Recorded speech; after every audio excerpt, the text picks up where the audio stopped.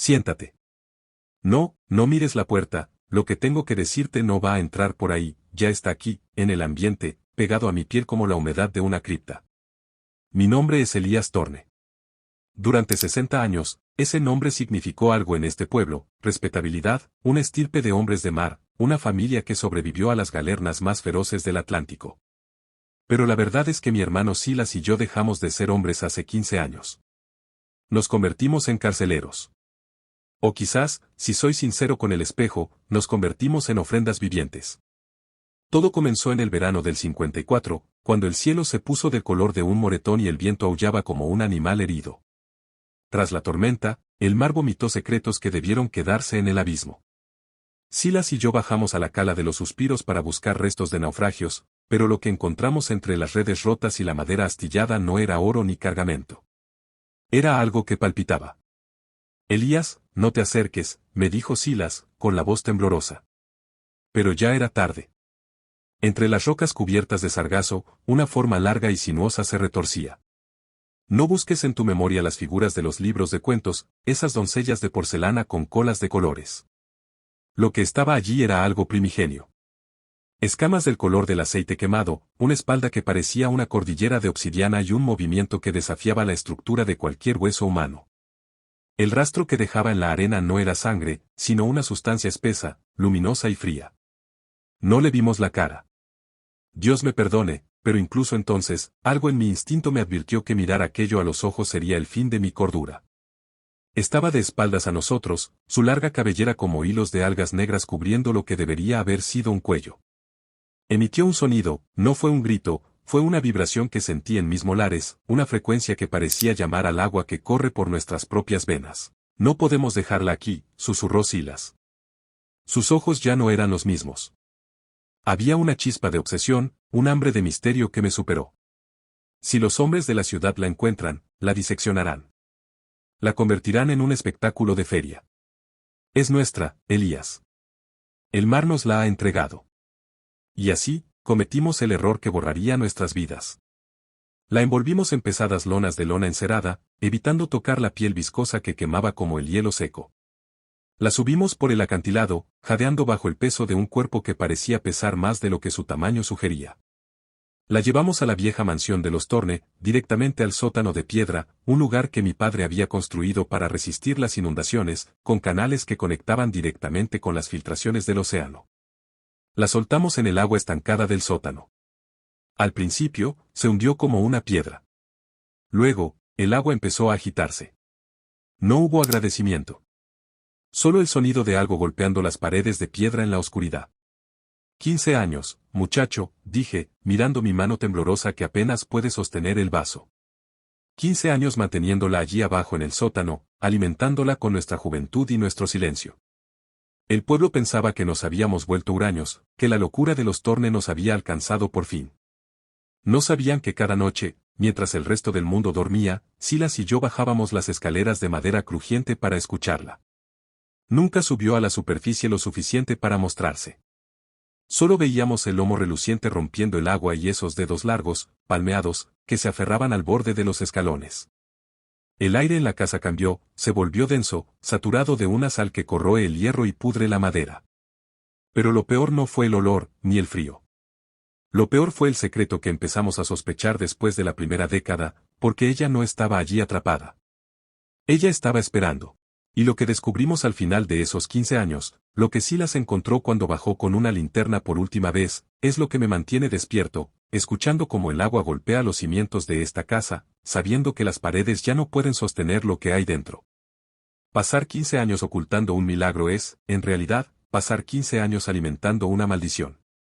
Al principio, Silas y yo nos convencimos de que éramos protectores, caballeros de lo oculto salvando a una criatura de la crueldad del mundo moderno. Pero el tiempo, como el agua de mar sobre el granito, tiene una forma de desgastar incluso las intenciones más nobles. Nuestra rutina se volvió una liturgia macabra.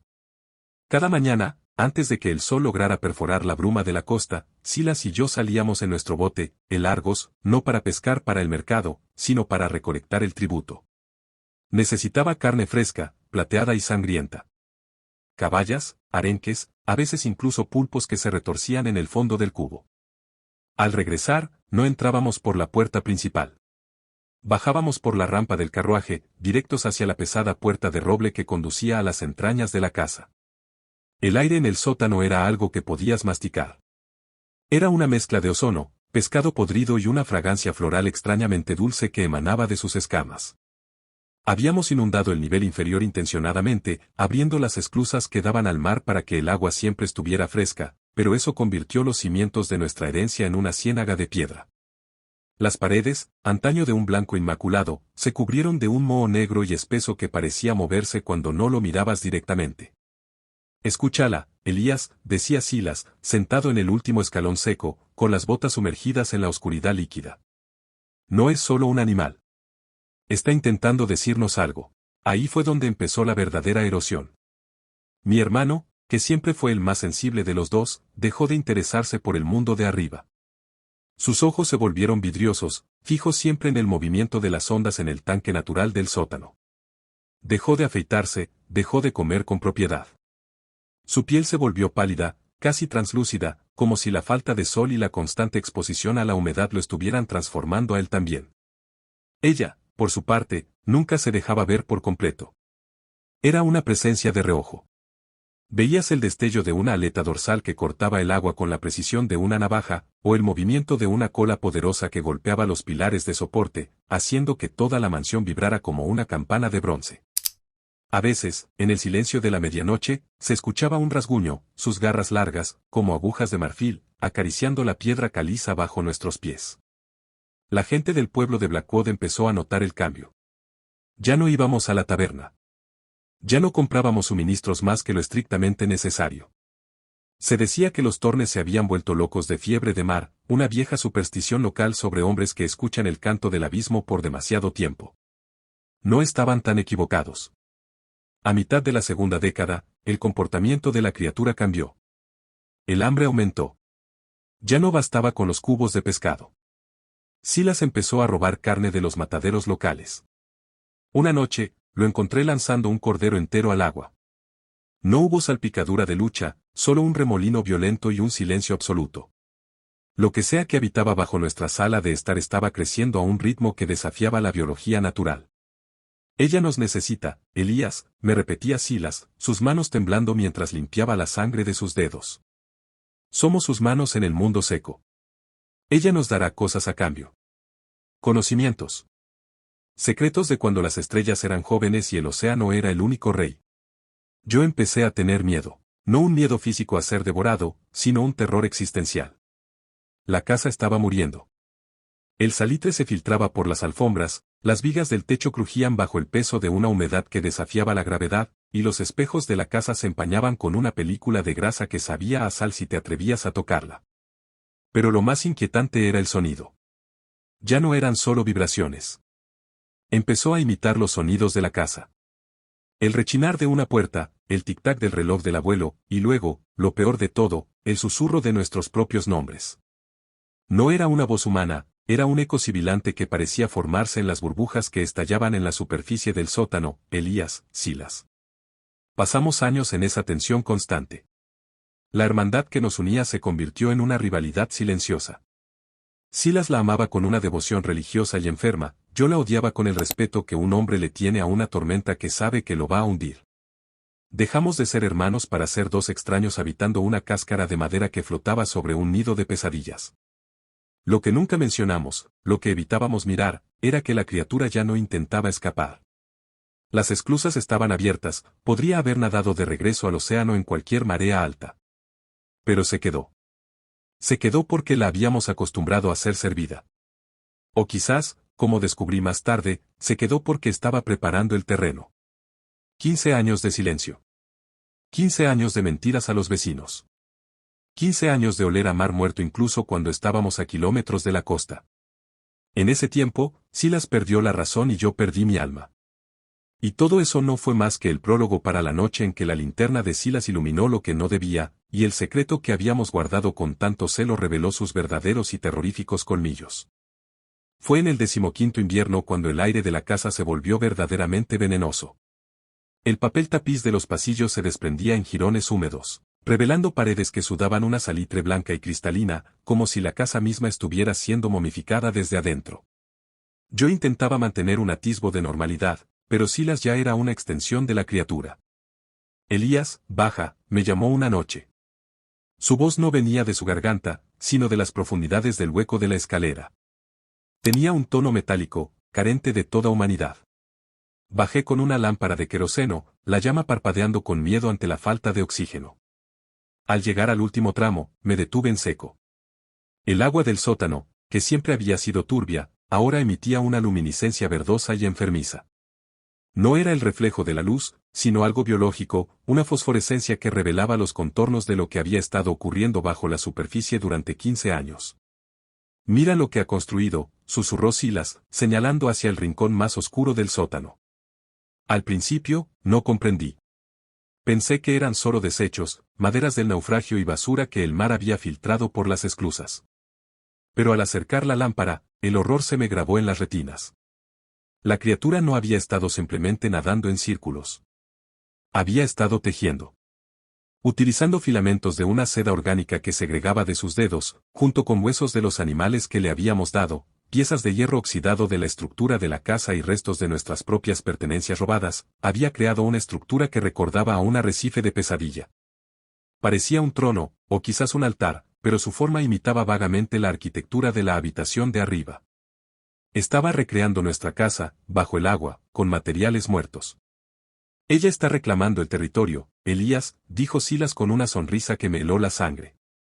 Sus encías sangraban y sus ojos estaban dilatados hasta ser solo pupilas negras. No es que ella esté en nuestra casa. Es que nuestra casa ahora es el borde de su mundo. Fue entonces cuando la vi de nuevo, más cerca de lo que jamás me había atrevido a estar. No le vi la cara, el destino me concedió esa última piedad, pero vi su espalda emerger lentamente. Ya no era delgada ni frágil. Había crecido hasta alcanzar el tamaño de un caballo de tiro, sus escamas eran placas acorazadas que rechinaban como el granito frotándose contra el granito. Lo que me aterrorizó no fue su tamaño, sino los objetos que estaban incrustados en su carne.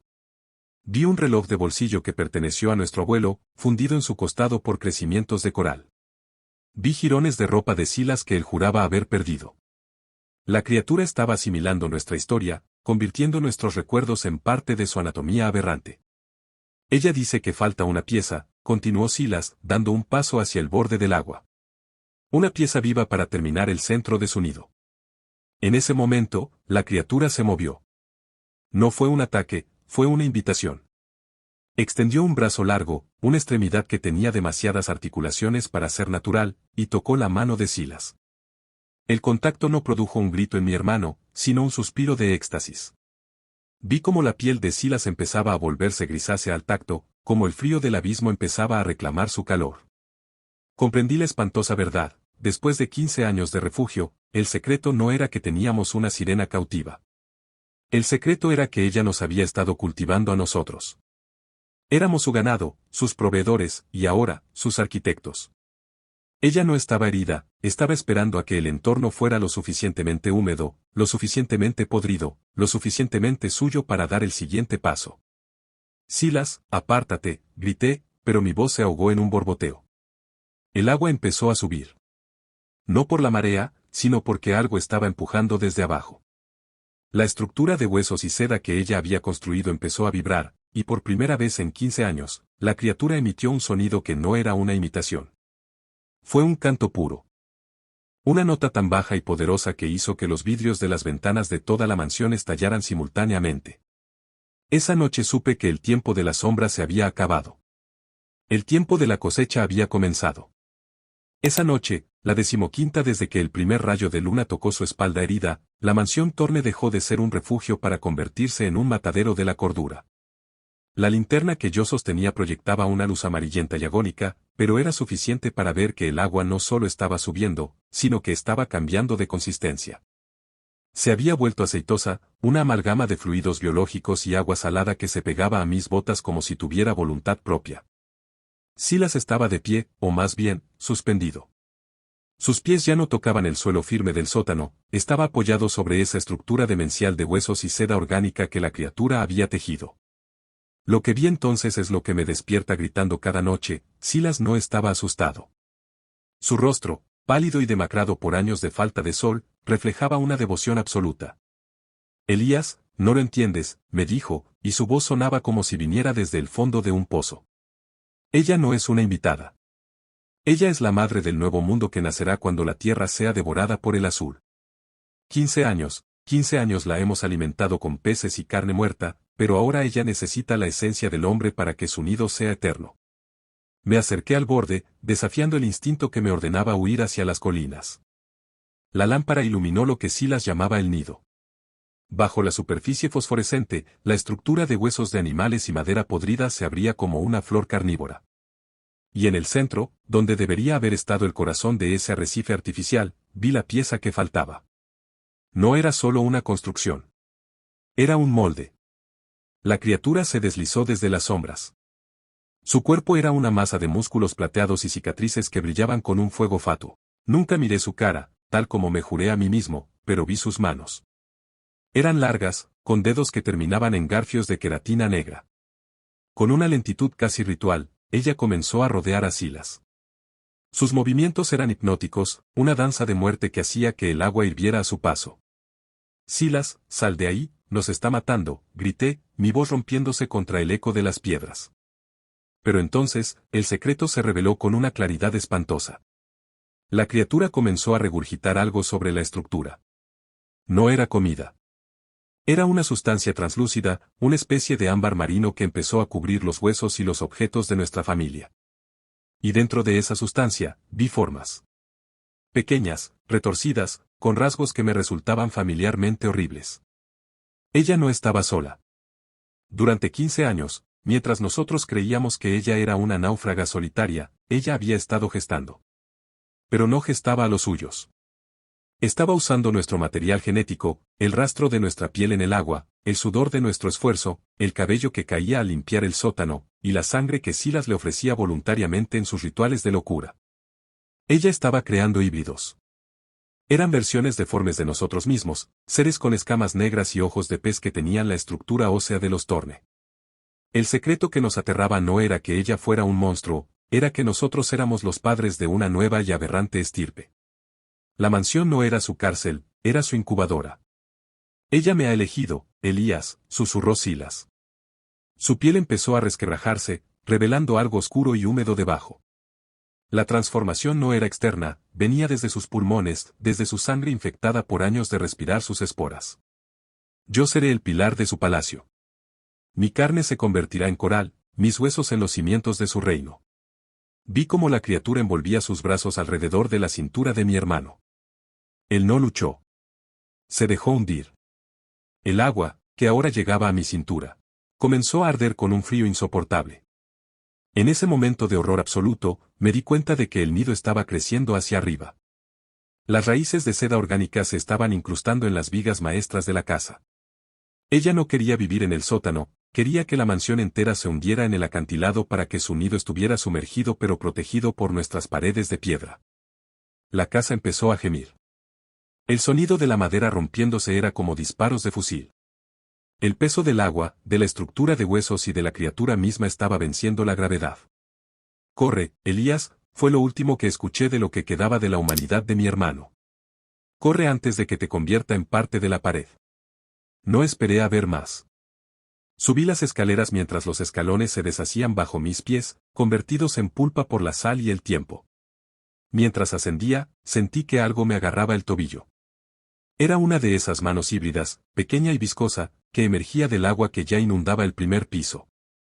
Con un grito de puro instinto, golpeé la lámpara de queroseno contra la superficie del agua. El fuego se extendió instantáneamente, no sobre el agua, sino sobre el aceite biológico que la criatura había secretado. El sótano se convirtió en un infierno a su lado. Escuché un alarido que no era humano ni animal, era el grito de algo que ha vivido 1000 años y no conoce el dolor. Salí de la mansión justo cuando el suelo del salón se colapsaba. Me quedé en la lluvia, jadeando, viendo cómo la herencia de los Tornes se tragaba a sí misma. La casa no cayó hacia afuera, hacia el mar, se hundió hacia adentro, hacia el sótano, hacia ella. El acantilado cedió y toneladas de tierra y piedra sellaron el nido. Durante 15 años, pensamos que la estábamos protegiendo del mundo. La verdad era que el mundo necesitaba ser protegido de nosotros. Hoy, me siento aquí, en este cuarto alquilado, lejos de la costa. Pero no hay distancia suficiente. Cada vez que llueve, cada vez que el aire se vuelve húmedo, siento ese olor a flores dulces y pescado podrido. Y lo peor es cuando miro el mar desde lejos. Porque sé que bajo esas olas, en algún lugar entre los restos de mi hogar, Silas sigue allí. Y no está solo. La semilla de los Thorne ha echado raíces en el abismo. Han pasado muchos años desde aquella noche en que el fuego azul devoró la mansión Thorne y el acantilado se tragó los pecados de mi familia. Huí de la costa con nada más que la ropa que llevaba puesta y el olor a salitre incrustado en los poros, un estigma que ningún jabón ha logrado borrar. Me mudé tierra adentro, a una ciudad de ladrillo y humo donde el único agua que corre es la de las alcantarillas, lejos del ritmo hipnótico de las mareas. Pero el mar no olvida a sus deudores, y mucho menos a sus carceleros. Vivo en una habitación pequeña sobre una imprenta. El sonido de las máquinas durante el día me ayuda a ignorar el silencio de la noche, ese silencio que me recuerda al sótano antes de que ella empezara a cantar. Sin embargo, hace 3 días, el cartero trajo un paquete. No tenía remitente, ni sellos postales, ni dirección de retorno. Estaba envuelto en una arpillera húmeda que goteaba un líquido espeso y oscuro sobre el suelo de madera de mi cuarto. Al abrirlo, el aire de la habitación se transformó. Fue como si las paredes desaparecieran y yo estuviera de nuevo en el borde de la cala de los suspiros. Dentro de la tela encontré un objeto que me detuvo el corazón, el reloj de bolsillo de mi abuelo. Aquel que vi incrustado en el costado de la criatura años atrás. El metal estaba cubierto de una pátina verde y granos de arena roja, pero seguía funcionando. Su tic-tac era lento, pesado, como el latido de un corazón bajo una presión de 1000 atmósferas. Con el reloj venía una caracola. Una espiral perfecta de nácar negro que vibraba en la palma de mi mano. Al acercarla a mi oído, no escuché el murmullo del viento, sino la voz de Silas. Elías, ya casi está listo. La voz era un siseo líquido, una mezcla de afecto fraternal y una alteridad espantosa. En ese momento comprendí que el escape fue una ilusión. Nunca escapamos de la mansión. Ella simplemente nos permitió salir para que el miedo mantuviera viva la historia, para que su mito creciera en la oscuridad de nuestras mentes mientras ella terminaba su obra bajo el derrumbe de rocas y tierra. Me quedé sentado en la cama, mirando el reloj. Las manecillas no marcaban las horas, sino la profundidad. Cada segundo que pasaba, la aguja descendía más y más en una escala que no reconocía. Entendí entonces que el secreto que nos aterraba en el 15º año no era el final, sino el nacimiento. El nido que ella construyó con nuestros huesos y nuestras posesiones no era una tumba, sino un puente. Ella no quería ser rescatada del mar, quería arrastrar la tierra hacia ella. Y lo está logrando. He empezado a notar que el agua de mi grifo tiene un sabor metálico, un sabor a sangre y océano profundo. He visto cómo las esquinas de mi techo empiezan a sudar esa misma salitre blanca que devoró la casa de mi padre. El mundo seco es solo una cáscara que ella está rompiendo desde abajo, pacientemente, con la misma paciencia con la que esperó en nuestro sótano durante 1,5 décadas. Anoche tuve un sueño, o quizás fue una visión facilitada por la caracola. Vi lo que hay bajo los restos del acantilado Thorne. No hay escombros, solo un palacio de cristal orgánico y huesos pulidos. En el centro, Silas ya no tiene rostro, su piel se ha convertido en una membrana traslúcida que protege a miles de crías. Esas cosas que vi en el nido, los híbridos, han crecido. Tienen mis ojos, tienen las manos de mi madre, pero sus corazones bombean agua fría. Están subiendo. No por la costa, sino por las venas de la tierra. Por los ríos subterráneos y las tuberías de las ciudades. El secreto que encontramos no fue una criatura, fue una infección. Y yo, Elías Thorne, soy el paciente cero que permitió que el virus entrara en la casa del hombre. Ahora entiendo por qué ella nunca nos mostró su rostro. No era porque fuera demasiado horrible para la vista humana, era porque su cara era un espejo. Si la hubiera mirado, habría visto el futuro de nuestra especie, una regresión hacia lo húmedo, lo oscuro y lo voraz. Nos amó de la única forma que una criatura del abismo puede amar, consumiéndonos, asimilándonos y convirtiéndonos en el material de construcción de su eternidad. Miro por la ventana de mi habitación y veo las nubes cargadas de una lluvia que sé que no será dulce. Será una lluvia de sal. El aire en la ciudad se está volviendo pesado, y la gente en la calle empieza a caminar con un paso más lento, más fluido, como si sus pulmones estuvieran aprendiendo a procesar un aire que ya no les pertenece. He decidido lo que debo hacer. No hay huida posible cuando el enemigo está en tu sangre y en tu memoria. Voy a tomar el reloj y la caracola, y caminaré hacia el este. No me detendré hasta que el asfalto se convierta en arena y la arena en espuma. Voy a volver a la cala de los suspiros. No para luchar, ni para pedir perdón, sino para completar el ciclo. Silas me espera. Ella me espera. Y sospecho que, cuando finalmente me sumerja en las aguas frías de mi infancia, descubriré que el terror no era morir, sino darnos cuenta de que siempre fuimos parte de ese océano oscuro. El secreto no era lo que encontramos después de 15 años, el secreto es que nunca fuimos humanos del todo desde el momento en que la subimos por aquel acantilado. El reloj acaba de marcar el fondo de la escala. El tic-tac se ha detenido. El silencio es total. Es hora de ir a casa. El viaje de regreso a la costa fue como caminar a través de un sueño febril. El mundo que conocía, las ciudades de concreto, el ruido de los motores. El sol seco del mediodía, me parecía ahora una ilusión barata, una máscara delgada que cubría la verdadera realidad líquida. Con el reloj de mi abuelo pesando en mi bolsillo como un ancla y la caracola negra susurrando en mi mano, llegué a los restos del acantilado Torne justo cuando el sol se hundía en el horizonte, tiñendo el Atlántico de un color púrpura que parecía sangre diluida. No quedaba nada de la mansión. Solo una cicatriz en la tierra, una herida abierta donde la piedra se había desplomado sobre el nido. Pero mientras bajaba hacia la cala de los suspiros, noté que la marea no se comportaba de forma natural. El agua no golpeaba las rocas, las acariciaba, subiendo rítmicamente como la respiración de un gigante dormido. Me detuve en la orilla, allí donde Silas y yo encontramos aquella forma sinuosa hace ya media vida. El frío del aire me cortaba la piel, pero mis pulmones, extrañamente, ya no sentían el ardor del salitre. Lo inhalaba como si fuera mi elemento natural. Entonces, el agua frente a mí se rompió. No hubo ruido, solo un desplazamiento suave de la superficie. Primero apareció una mano. No era la garra de la criatura, ni la mano humana de mi hermano. Era algo intermedio, larga, con dedos que terminaban en puntas translúcidas y una piel que brillaba con la iridiscencia de la perla negra. Luego, una cabeza emergió lentamente. No le vi la cara, el cabello, como hilos de sombra líquida, seguía ocultando sus rasgos, pero supe por la postura de sus hombros y la cicatriz en su costado que era Silas. O lo que el mar había dejado de él. Llegas a tiempo, Elías, dijo una voz que no salió de sus labios, sino que vibró directamente en mi cráneo, igual que el canto de ella años atrás. La marea alta del siglo está por alcanzar su cima.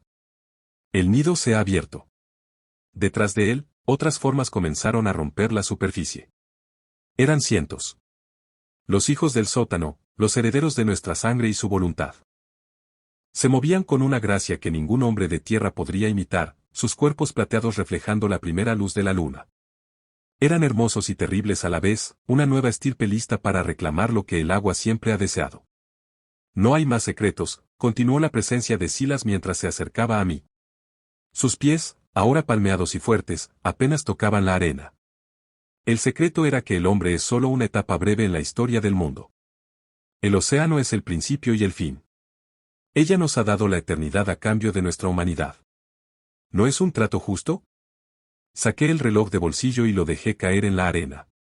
Ya no marcaba la profundidad, ahora sus manecillas giraban frenéticamente, como si el tiempo mismo se hubiera vuelto líquido y no tuviera dirección.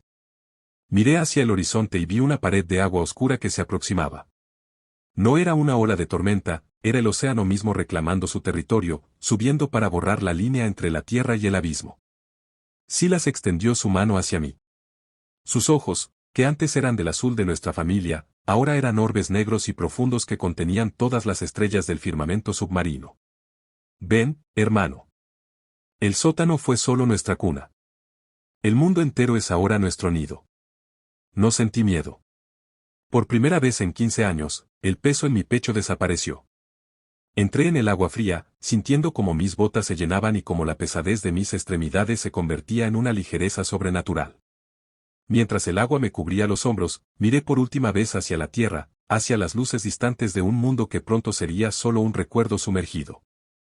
Al sumergirme por completo, el silencio fue absoluto y perfecto.